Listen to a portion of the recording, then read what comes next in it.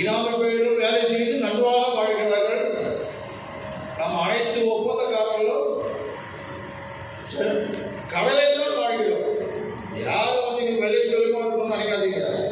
எல்லாம் அவங்க பின்னாடி அவங்க டெப்ஸுக்கு எல்லாம் மறைச்சு வந்து இங்க நிற்கிறோம். இனி வரும் காலங்களில் இந்த மாதிரி ஒரு நடக்கவே கூடாது. நீ பல தீர்மானங்கள் நிறைவேற்றியுள்ளோம். இனி வரும் காலங்களில் சங்கத்திற்கு ஒரு உறுதுணையாக போராடும் என்பதை நான் உங்களுக்கு பதிவு செய்கிறேன். உறுதுணையாக போராடும், சும்மாதான் கூட பண்ணுறாங்க எங்களுக்கு. அது யாராலும் சரி. ஒரு தீர்மானம் படிக்கிற நிறைவேற்றப்பட்ட தீர்மானங்கள். நம்பர் 1, பொதுப்பணித்துறையில் பதவி ஓய்வு பெறும் தலைமை பொறியாளர் திரு ஆயிரத்தி ராஜசேகரன் அவர்கள் 30/6/2024 பணி ஓய்வு பெறுகிறார். அவருக்கு சிறப்பு அந்தஸ்து அதிகாரி பதவி தரக்கூடாது, தரவே கூடாது என்று நம்ம சங்க பொறுப்புள்ளதாக தீர்மானம் நிறைவேற்றிருக்கிறது. அவரால் தான் இந்த பொதுப்பணித்துறையை நம்ம ஒப்பந்தக்காரர்கள் பயங்கரமாக பாதிக்கப்பட்டிருக்கிறார். 2, இனிவரும் காலங்களில் ஓய்வு பெறும் உயர் அதிகாரிகளுக்கு பணி நீடிப்பு மற்றும் சிறப்பு அந்தஸ்து பதவி வழங்குவது என்று பொதுப்பணித்துறை மற்றும் நெடுஞ்சாலைத்துறை சங்கத்தின் சார்பாக நாம் பணிபுரியும் கேட்டுக்கொள்கிறோம். இதனால் பதவி உயர்வு பெறும் பொறியாளர்கள் மற்றும் புதிய பொறியாளர்கள் வாய்ப்பு மறுக்கப்படுகிறது. 2, உயர் பொறியாளர்கள் சூழ்ச்சியால் மீண்டும் பேக்கேஜ் அறிமுகப்படுத்தப்படுகிறது. மாண்புமிகு தமிழக முதலமைச்சர் மற்றும் மாண்புமிகு பொதுப்பணித்துறை அமைச்சர் அவர்கள் தலையிட்டு பேக்கேஜ் ரத்து செய்ய வேண்டும் என்று நம்ம சமூகம் கேட்டுக்கொள்கிறது. 3வது, பணிகள் செய்து 3 வருடமாக பணம் இல்லாமல் அல்லல்படும் ஒப்பந்தக்காரர்கள் தயவு செய்து நோட் பண்ணிக்க. நம் சங்கத்திற்கு முறையாக தங்கள் லெட்டர் பேடில் மனுவாக வேலையின் பெயர், வர வேண்டிய பணம், எந்த கோட்டம் அல்லது வட்டம், எந்த டிபார்ட்மெண்ட் தெளிவாக எழுதி கொடுத்தால் சங்கம் பெற்றுத்தர போராடும். கடைசி ஆயுதமாக பிரஸ் மீட் எடுத்து அரசாங்கத்தின் கவனத்திற்கு கொண்டு செல்வோம். இது முக்கியமாக தயவு செய்து எல்லாரும் அவங்க வாயிலே சொல்லாதீங்க. தயவு செய்து எனக்கு இங்கே பணம் வரல, அந்த பணம் வரல, 3 வட்டம் வரல, 5 வட்டம் சொல்லாதீங்க. தயவு செய்து நீங்க எல்லாருமே அவங்க லெட்டர் எழுதி கொடுக்கலாம். நாங்கள் ரெக்கார்ட் பண்ணி அதுக்கு உண்டான உரிய நடவடிக்கை எடுக்கிறோம். இதுதான் எங்களோட முதல் அஜெண்டாவே. 4, அனைத்து மருத்துவமனைகளிலும் இன்சூரன்ஸ் பணம் மிக மிக தாமதமாக பொதுப்பணித்துறைக்கு வருவதால் ஒப்பந்தக்காரர்கள் பாதிக்கப்படுகிறார்கள். 5, அனைத்து மருத்துவமனைகளிலும் இன்சூரன்ஸ் பணம் பொதுப்பணித்துறைக்கு முறையாக வந்த பின்னரே ஒப்பந்த பணிகள் செய்ய வேண்டும். 6, கடந்த 10 வருடமாக ஷெட்யூல் ஆஃப் ரேட் வெளிச்சத்தை விட 15 முதல் 20% குறைவாக உள்ளது. நம்ம எவ்வளோ ஷெட்யூல் ஆஃப் ரேட் இன்க்ரீஸ் பண்ணுறதுக்கு இது வரைக்கும் எதுவுமே அவங்க நடவடிக்கை எடுக்கல. இதை நிவர்த்தி செய்ய நீதிமன்றத்தில் சட்டத்தின் மூலம் வழக்கு தொடர ஆவணம் செய்யப்படும். 7, பொதுப்பணித்துறையில் ஒப்பந்த மதிப்பீடு தொகையில் பழையபடி +4.5 கூடுதலாக பெறுவதற்கு சங்கம் முறையான முறையில் போராடும் என்பதை தீர்மானமாக நிறைவேற்றப்படுகிறது. 8, ஜிஎஸ்டி. இது பெரிய தலைவலி, எல்லாருக்குமே தலைவலி தான். ஜிஎஸ்டி வரியில நாங்கள் அரசாங்கத்தை கேட்டுக்கொள்வது 12% வந்து எங்க அக்கௌண்ட்ல நீங்களே கட்டிடுங்க. மீதம் உள்ள 6% எங்ககிட்ட கொடுங்க. நாங்கள் முறையாக பதவி செய்து கணக்கை நேர் செய்து கொள்கிறோம். ஜிஎஸ்டியில நம்ம சில பேர் பணம் வாங்குறோம், கடையில் போய் பில் வாங்குற பணம் கொடுத்து அந்த கடைக்காரன் ஜிஎஸ்டியை ஃபைல் பண்றது இல்லை. அதை ஃபைல் பண்ணாதனால நமக்கு அபராதத்தோட ஒரு சப்போஸ் நம்ம வந்து ஒரு 20,000 ரூபாய் நம்ம ஜிஎஸ்டி வரி கட்டலன்னா அவன் ஜிஎஸ்டிக்காரன் வட்டி, அபராத வட்டி, அந்த வட்டி போட்டு ஒரு 45,000 ரூபாய் கட்டுன்னு சொல்றாங்க. இது வந்து 10 லட்சங்கள் போது கோடியிலும் போகுது. இதை வந்து நம்ம முதல்ல வந்து சரி செய்யணும். ஜிஎஸ்டி வரியை நம்ம வந்து முதல்ல சரி செய்து நம்மளுடைய வாழ்வாதாரத்தை காப்பாற்றணும். ஏன்னா நம்ம சம்பாதிக்க மொத்தமே ஜிஎஸ்டி போயிடுது. 9, டெண்டர் பணிகளோ அல்லது நாமினேஷன் பணிகளோ பணி செய்து முடிக்கப்பட்ட 15 நாள் முதல் 30 நாட்களுக்கு பணிக்கு உண்டான பணத்தை உடைய வழங்குமாறு சங்கம் தீர்மானம் நிறைவேற்றுகிறது. 3 வருஷம் 4 வருஷம் பணமே வரதில்லை. நம்மளை போய் வேலை செய்கின்றான். அதை பற்றியே கவலைகள் இங்கே இருக்கு. நம்ம வந்து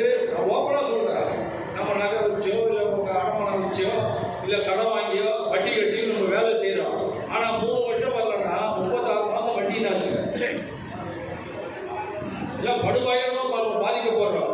அதனால 15லிருந்து 30 நாட்கள் பணிக்கு உண்டான பணத்தை உடனே வழங்குமாறு சங்கம் தீர்மானம் நிறைவேற்றியது. 60 நாட்களுக்குள் பணம் தரவில்லை என்றால் அரசு நிலையத்தை 6% வட்டியுடன் ஒப்பந்தக்காரர்கள் வழங்க வேண்டும் என்று சங்கம் ஒருமனதாக தீர்மானம் நிறைவேற்றியுள்ளது. இது கண்டிப்பாக வந்து இதை கொடுப்போம். இதை வந்து நம்ம மேலே முறையிடுவோம், அப்படின்னா நீதிமன்றத்தை நாடுவோம். இதுக்காக வந்து நீதிமன்றத்தை நாடுவோம். கோர்ட்டுக்குள்ள என்ன சொல்றீங்கன்னா, ஒரு டெண்டர் கால்பாக் பண்ணா அதுக்கு உண்டான பணத்தை வந்து ஒதுக்கிட்டு தான் கால்பாக் பண்ணே இருக்கு. அவங்க எதை பத்தியுமே அந்த கோர்ட் ரூல்ஸையும் எதுவுமே அவங்க ஃபாலோ பண்றதில்ல. அவங்க வந்து வேலை செய்ய அவங்களும் சம்பாதிக்கணும், அவங்க நல்ல பேர் வாங்கணும், வேலை செய்யறாங்க. வேலை செய்யறதால தான் அவங்க நம்ம வந்து நம்ம தான் பாதிக்க போகிறோம்.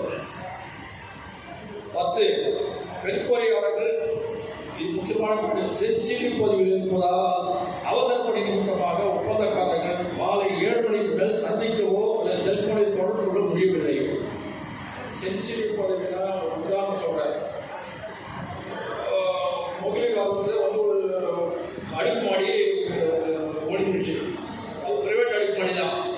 ஆனால் வந்து அரசு வந்து பொதுப்பணித்துறை வச்சு உடனே வந்து அந்த இடத்துல கிளியர் பண்ணி பள்ளியாயிடம் எல்லாரும் காப்பாற்றுறதுக்காக போர்க்கால அடிப்படையில் வேலை செஞ்சாங்க. அப்போது நம்முடைய ஆண் பணியாளர்கள் எல்லாமே சேர்ந்து கிட்டத்தட்ட ஒரு 400 பேரை என்கேஜ் பண்ணி அந்த இடத்த கிளியர் பண்ணி 4 நாள் யாருமே வீட்டுக்கு போல அங்கேயே படுத்து அங்கேயே பணி செய்து அந்த இடத்த மீட்டு அதுக்கப்புறம் வந்து சரி செய்தாங்க. இதை வந்து ஒரு பெண் பொருளை செய்ய முடியுமா? ஆனால் இவங்கெல்லாம் சென்சிட்டிவ் பதில உட்காந்துருக்காங்க. இந்த பெண் பொறிகள் என்ன செய்யறாங்க? 7 மணிக்கு மேலே போனால் ஃபோன் அடிக்க போனால் ஒரு அவசர பணினா எதுவுமே செய்ய முடியல. 2வது, ஆண் பொறியாளருக்கு நிகராக லஞ்சம் வாங்குற பெண் பொறியாளர்கள் ஒலிம்பிக் வேகத்தை ஓடிவாங்க. இது மறுக்க முடியாத உண்மை. இது ஒருத்தர் சொல்றாரு, 3 வருஷம் ஆச்சு கஷ்டத்தோடு நஷ்டமா இந்த நஷ்டம் இருக்கட்டும், எனக்கு நீ பணம் கொடுத்துரு, அதுக்கப்புறம் மற்ற கதையை பார்க்கறாங்க. இதுதான் வந்து இந்த பெண் பொறியாளருக்கு நேர்மை. இது அதனால பெண் பொறியாளர்களை சென்சிட்டிவ் பகுதியில் அமர்த்த வேண்டாம் என்று சங்கம் ஒருமனதாக தீர்மானம் நிறைவேற்றியுள்ளது. மேலும் நம்ம சங்கம் ஒற்றுமையாக இருக்க வேண்டும்.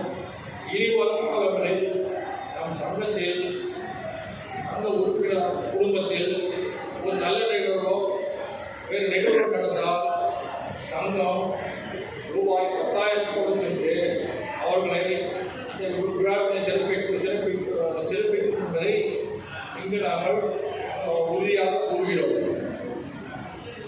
சங்க மொத்த ஒப்பந்தக்காரர்களுக்கு பணிவான வேண்டுகோள் என்ன, தயவு செய்து சங்கத்துக்கு ஒரு ரெஸ்பான்ஸ் பண்ணுங்க. இதில் வந்து குணமணி தொடர்ந்து போறாங்க, பல வருஷமா போறாங்க, எல்லாருமே தெரியும். நான் வந்து அது 50% நான் தனியாக போராடி இருந்தேன், அது எல்லாருக்கும் தெரியும்.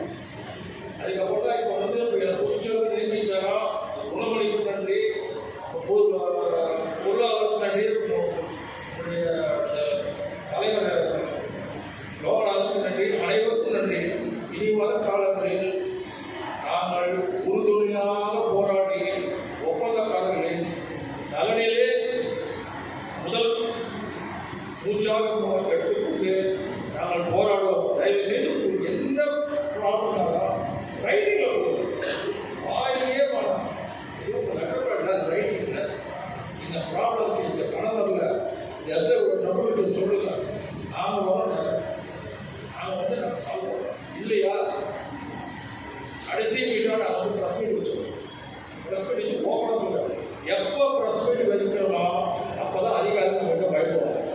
நல்லா ஞாபகம் வச்சு, நல்லதோ கெட்டதோ அது கூட நாங்கள் பார்க்குறோம், சங்கத்தில் நானும் பார்க்குறோம். ஆனால் தயவு செய்து உங்களுடைய ப்ராப்ளத்தை சங்கத்துக்கு நடைமுறையாக எழுத்து மூலமாக தெரிவிச்சிங்கன்னா அதுக்கு உரிய நடவடிக்கை உரிய நடவடிக்கை மேற்கொள்ளணும். ஒப்பந்தக்காரர்கள் ஒரு மாதம் ஒரு வாட்டி வந்து ரிவ்யூ மீட்டிங் மாதிரி போட பார்க்கணும். ரிவ்யூ மீட்டிங்கில் நீங்கள் வந்து 1 மணி நேரம் கலந்துங்க. ரிவ்யூ மீட்டிங்கில் கலந்து உங்களுடைய குறைகளை சொல்லுங்கள். அப்போ தான் வந்து நம்ம வளர்ச்சி அடைய முடியும். நீ சரியான வந்து பொங்கி எடுத்தாங்க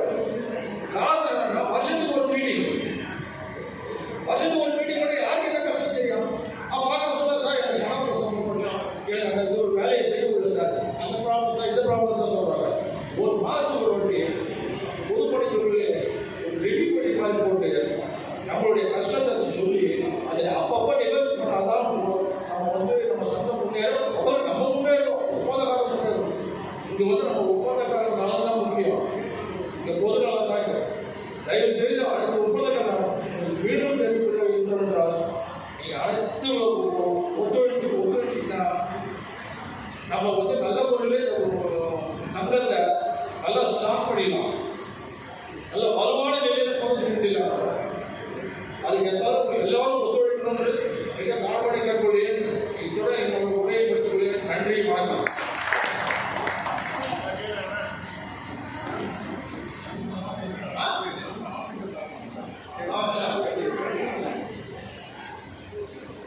நமது அண்ணன் சுகுமார் அவர்கள் லோகநாதன் தலைவர் அவர்களுக்கு முன்னாடி போட்டி வெளிப்படுத்துவார்.